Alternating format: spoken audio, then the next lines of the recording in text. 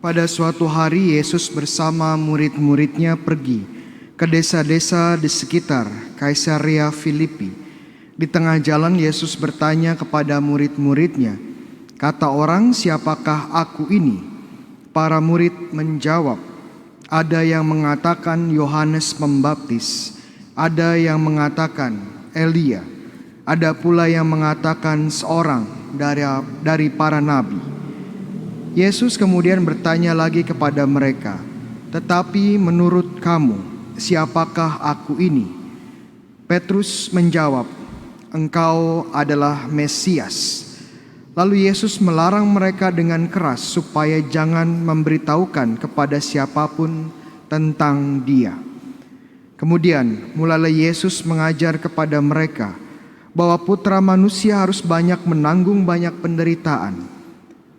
Ia akan ditolak oleh tua-tua, oleh imam-imam kepala dan ahli-ahli Taurat, lalu dibunuh dan bangkit sesudah 3 hari. Hal ini dikatakannya dengan terus terang. Tetapi Petrus menarik Yesus ke samping dan menegurnya dengan keras. Lalu berpalinglah Yesus dan sambil memandang murid-muridnya, ia menegur Petrus dengan keras, "Enyahlah iblis, sebab engkau bukan memikirkan apa yang dipikirkan oleh Allah, melainkan apa yang dipikirkan manusia." Lalu Yesus memanggil orang banyak dan murid-muridnya dan berkata kepada mereka, "Jika seorang mau mengikuti aku, ia harus menyangkal dirinya, memanggul salibnya dan mengikuti aku. Karena siapa saja yang mau menyelamatkan nyawanya, ia akan kehilangan nyawanya. Tetapi siapa yang saja yang kehilangan nyawanya karena aku dan karena Injil, ia menyelamatkannya."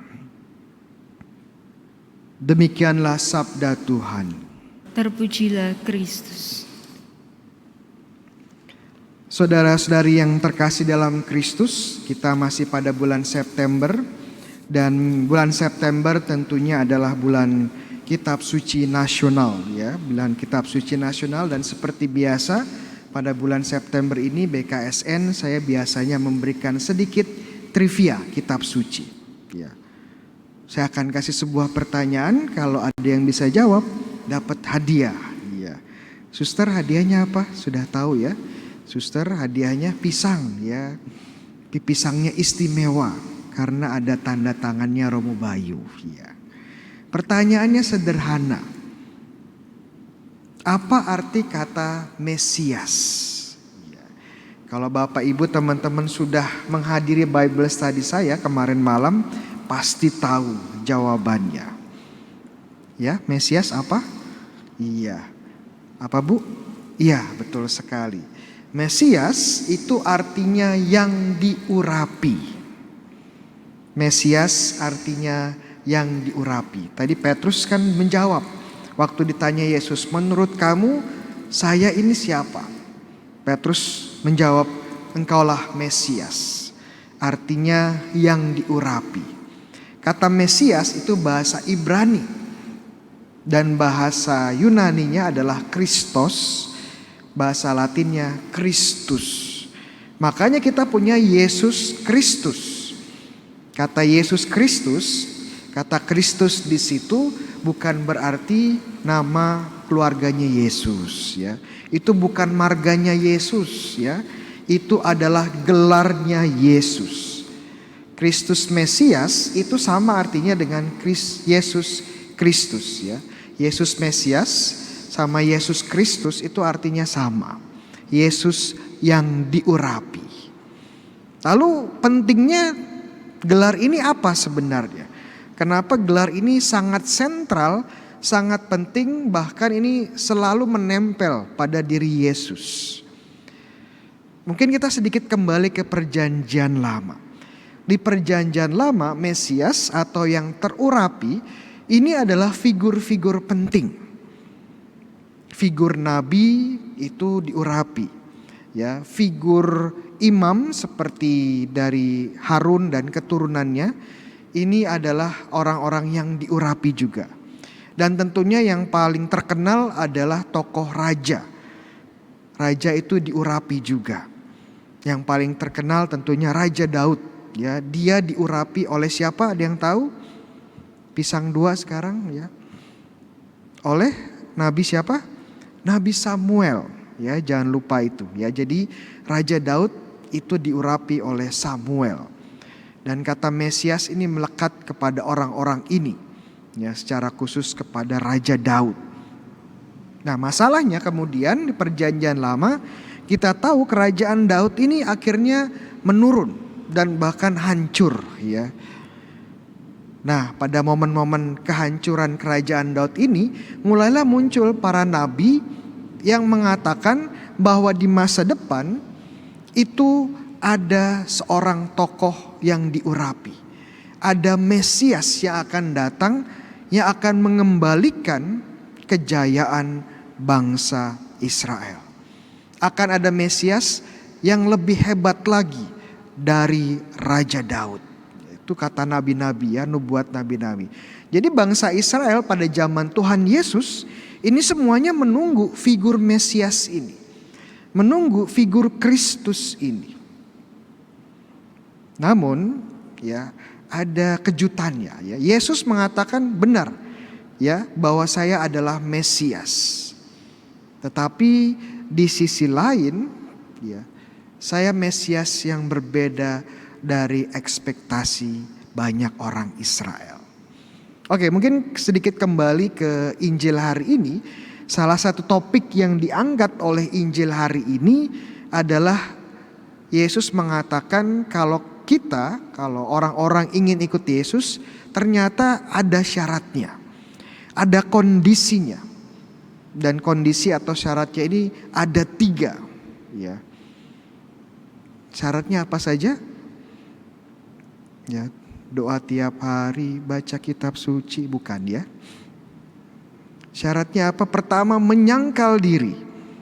Kedua, memikul salib. Ketiga, ikut Yesus.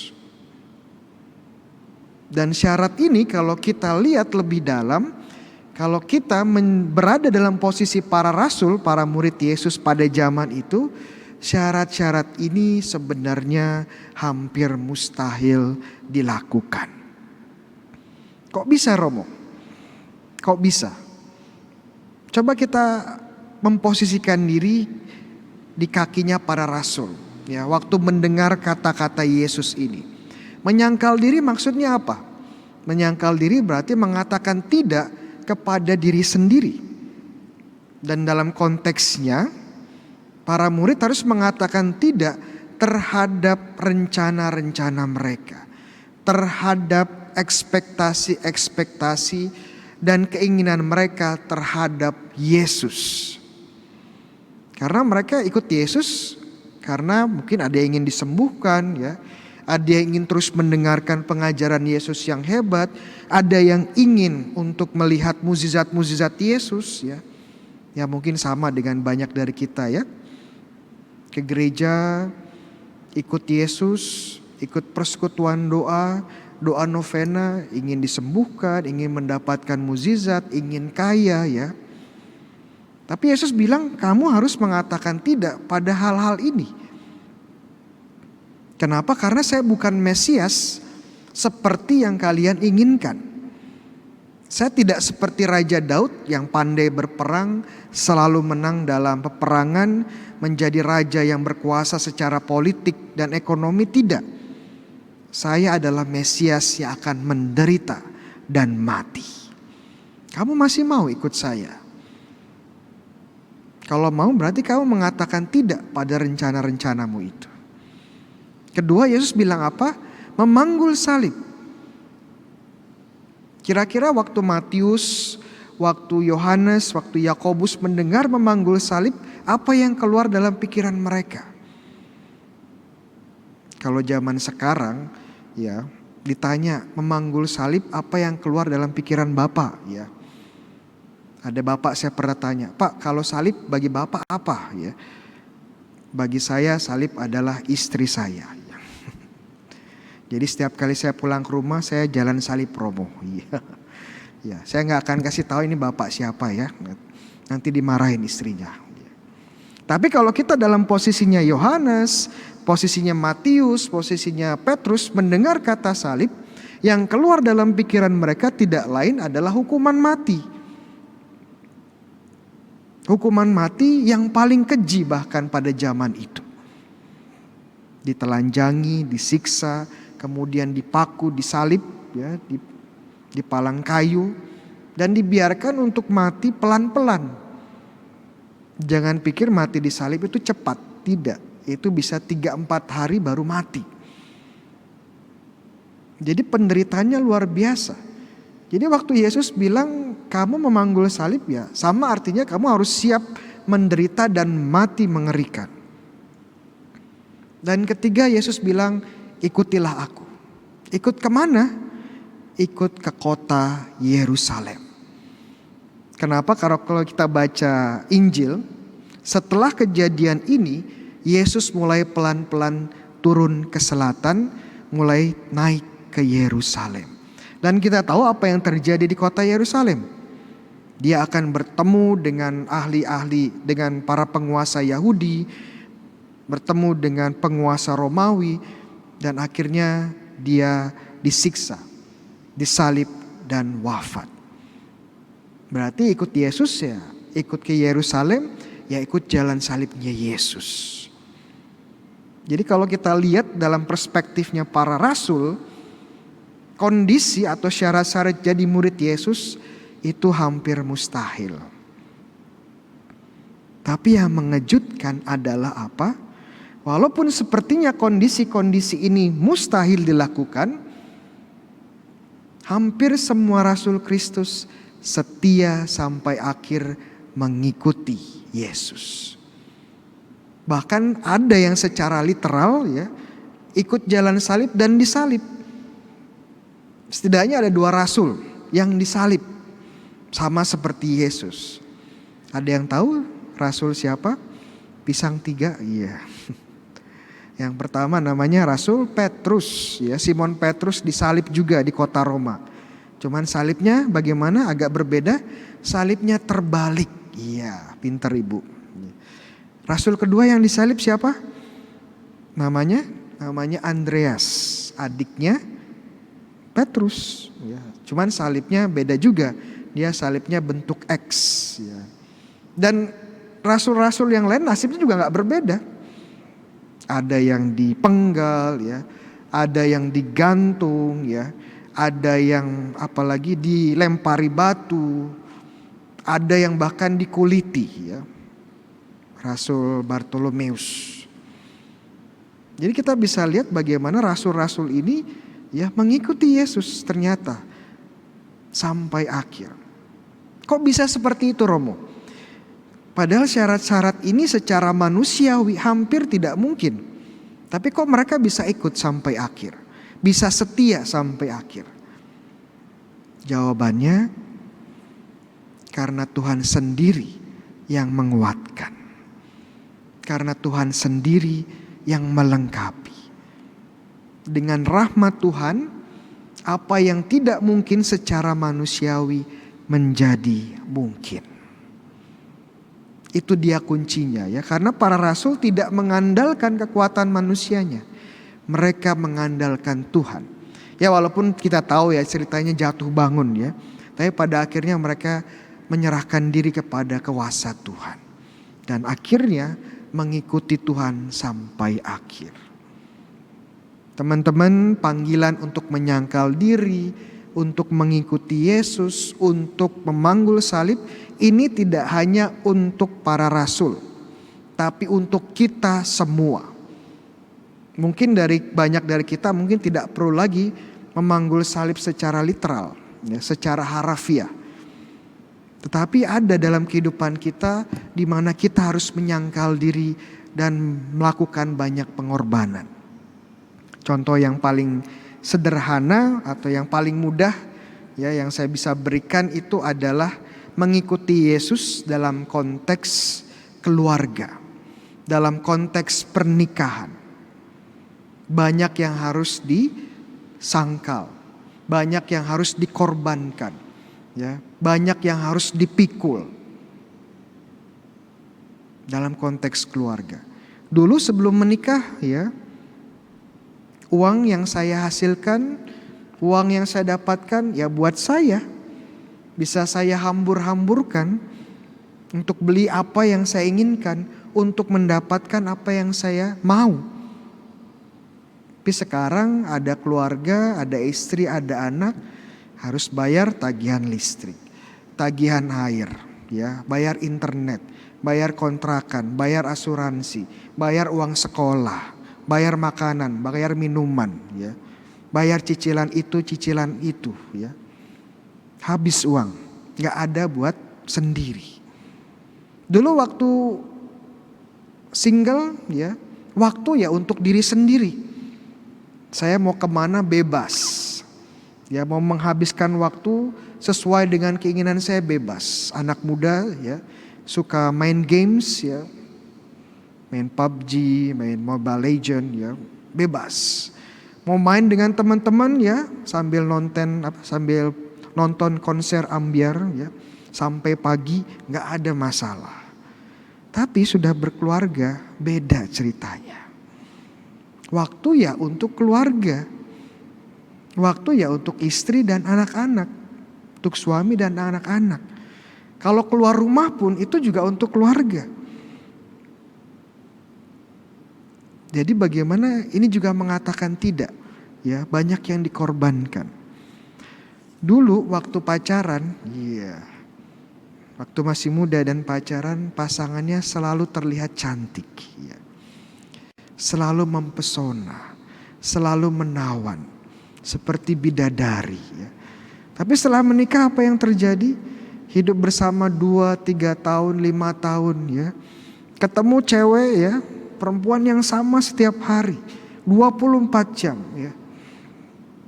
Nggak enak apa ya? Sampai kerutan di wajahnya hafal ada berapa ya. Sampai suara dengkurannya hafal ya. Jadi kalau kita lihat secara manusiawi hidup pernikahan, hidup berkeluarga sepertinya hampir mustahil.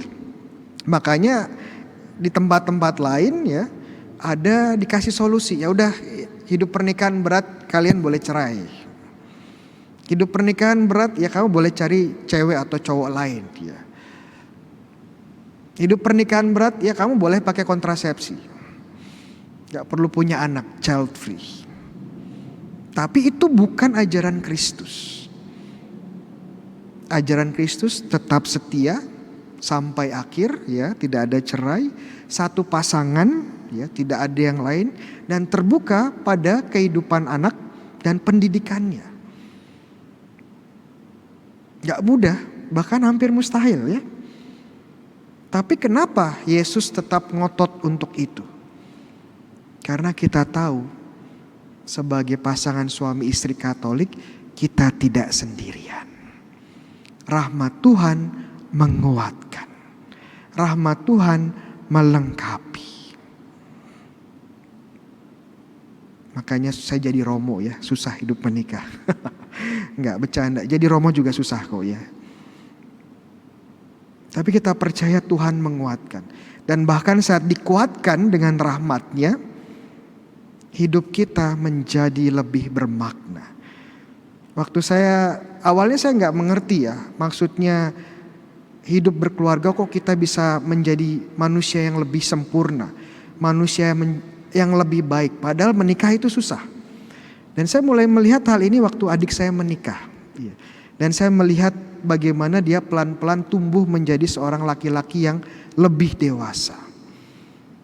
Dia menjadi seorang laki-laki yang lebih terbuka, ya, menjadi laki-laki yang mampu memberikan diri kepada orang lain, yang menjadi figur bapa dari keluarga, menjadi figur pelindung, menjadi figur penyedia.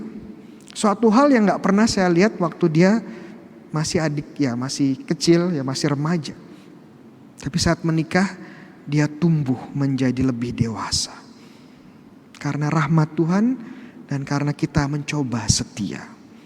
Dan saya juga percaya ya, figur wanita juga semakin disempurnakan dalam pernikahan. Rahmat Tuhan memampukan kita. Secara manusiawi mengikuti Tuhan itu almost impossible. Tetapi kita percaya Tuhan melengkapi.